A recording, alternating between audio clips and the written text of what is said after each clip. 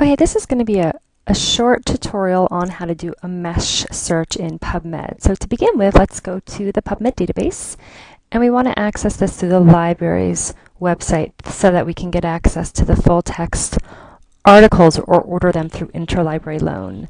Okay, so to do a MeSH search, we're going to click on the MeSH database, and I'm going to do a search on Lou Gehrig's disease. And so you can see it's suggesting some terms for us. So I'm going to select Lou Gehrig's disease, and it's telling us that the MeSH term for Lou Gehrig's is actually ALS, amyotrophic lateral sclerosis. And so that's really important to know what the MeSH term is for your clinical topic. And so you can see there's a lot of information on this page.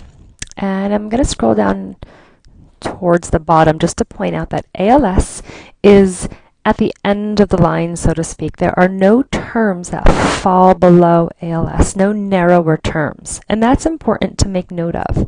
So when I scroll up to the top half of the page, I'm going to, first of all, restrict this to be a major concept, a major topic. That means that the articles that I retrieve, ALS will be a main concept of those articles. Sometimes that's too restrictive, but let's just see what happens when we start up with a major topic limit.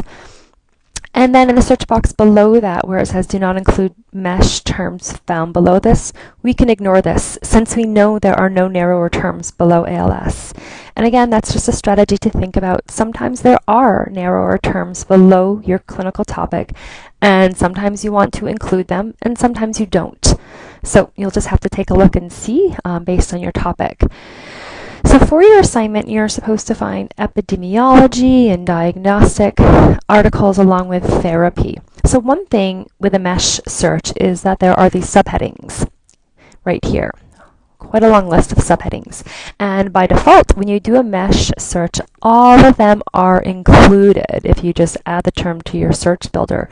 But if you want to, you can be very specific, and we can find, for example, articles with a subheading of diagnosis of ALS. And that can be a very good strategy to try. So let's just pick this one subheading, keeping in mind that you would do another search for epidemiology and another search for therapy based on your topic.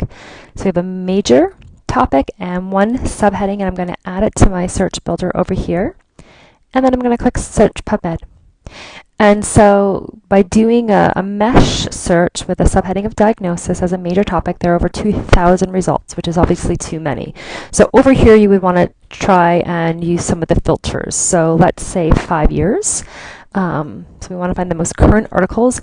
And there are these different article types. If I click more, you'll see that there are lots and lots of other ones that we could add to our list here.